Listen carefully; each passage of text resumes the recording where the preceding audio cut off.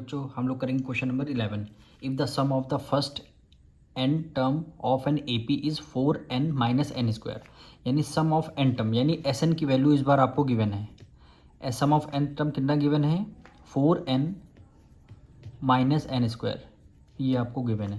कह रहा है what is the first term that is S1, यानी S1 आपको फाइंड करना है। What is the first term, वैसे फर्स्ट टर्म को हम A1 बोलते हैं, पर दैट इज़ S1, यानी इस क्वेश्चन में क्या बोला गया? फर्स्ट टर्म यानी A1 को ही S1 बोला गया है।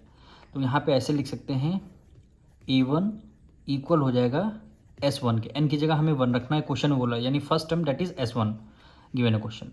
4 n की जगह हमें 1 रखना है, माइनस n की जगह हमें 1 रखना है, स्क्वायर कर लिया, इक्वल हो गया 4 की मल्टीप्लाई 1 से करेंगे 4 1 4, माइनस माइनस का 1 का स्क्वायर करेंगे 1, 4 में से 1 माइनस कर देंगे 3, यानी S1 की वैल्यू कितनी आई है? 3 आ चुकी है।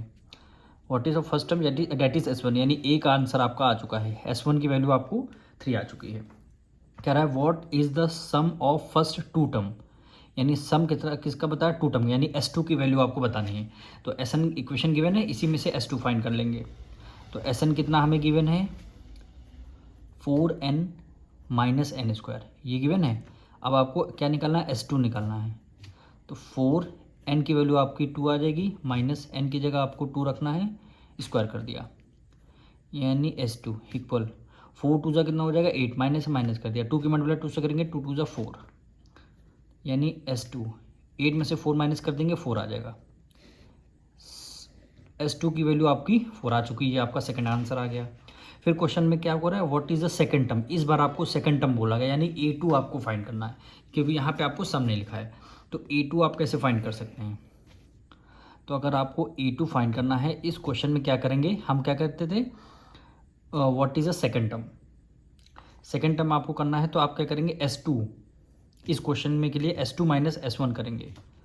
ठीक, S2 आपका कितना आया है? देखिए 4 आया है, S1 आपका 3 है, यानी 4 में से S1 आपका 3, 4 में से 3 माइनस कर देंगे 1 आ जाएगा, यानी A2 आपका 1 आ गया, ये आपका सेकंड टर्म निकल के आ गया।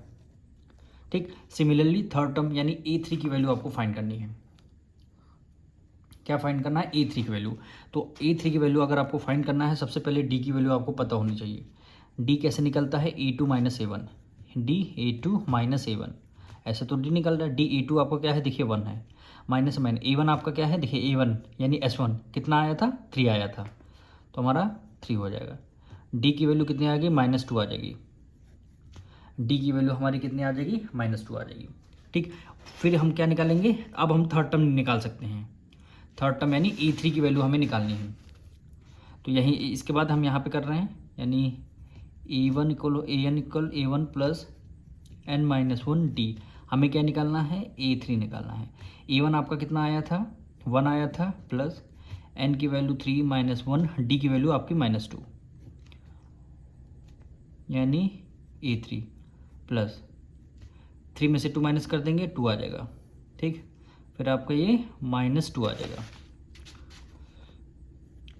A3 1 हो गया, ये प्लस है, माइनस प्लस माइनस माइनस 2 की मल्टीप्लाई 2 से करेंगे 4, यानी A3 4 में से 1 माइनस कर देंगे 3, ग्रेटर नंबर 4 माइनस को हो गया, यानी A3 की वैल्यू आपको -3 आपको गिवन है, यानी A3 की वैल्यू। और यहाँ पे A1 जो है आपका 1 नहीं गिवन है, ये देखिए A1 यानी S1, A1 को ही S1 बोले, 3 गिवन है। तो आप यहाँ करेंगे A1 की जगह S3 रखेंगे, 3 यहाँ भी 3 होगा, यहाँ भी 3 होगा, तब वैल्यू यहाँ पे A3 की वैल्यू क्या आएगी? -1 आएगी। A3 की वैल्यू ये आपको आ चुकी है। फिर क्वेश्चन में क्या बोला है? थर्ड टर्म हो गया, 10th टर्म यानी A10 की वैल्यू आपको निकालनी है। फिर आपको nth टर्म AN की वैल्यू निकालनी है।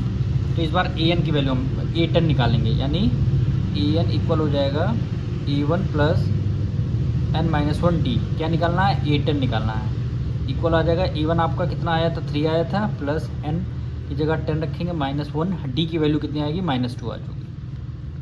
हमें क्या निकालना? A10 निकालना है, यानी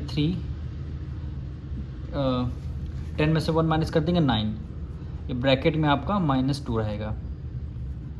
A10 इक्वल, ठीक, 3 एज इट इज़ हमने ले लिया, 9 2 ज़ा 18, प्लस माइनस माइनस 9 2 ज़ा 18, यानी A10 18 में से 3 माइनस कर देंगे 15, ग्रेटर नंबर कौन सा 18 माइनस का है, इसलिए ए 10 की वैल्यू कितनी आ गई -15। ए 10 की वैल्यू कितनी आ गई -15। अब हमें क्या करना है क्वेश्चन में, nth टर्म फाइंड करना है, यानी ए एन की वैल्यू आपको फाइंड करनी है। तो ए एन यहाँ लास्ट में निकाल लेते हैं हम लोग। ए एन इक्वल हो जाएगा A1 plus n-1 D. A1 कितना आया था, 3 आया हमारा।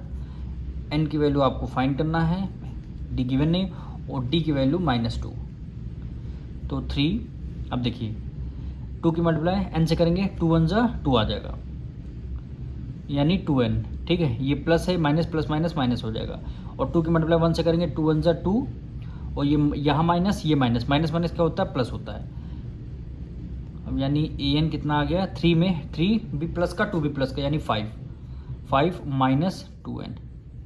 ये हमारा nth टर्म आ गया। यही क्या हो जाएगा, आपका आंसर हो जाएगा।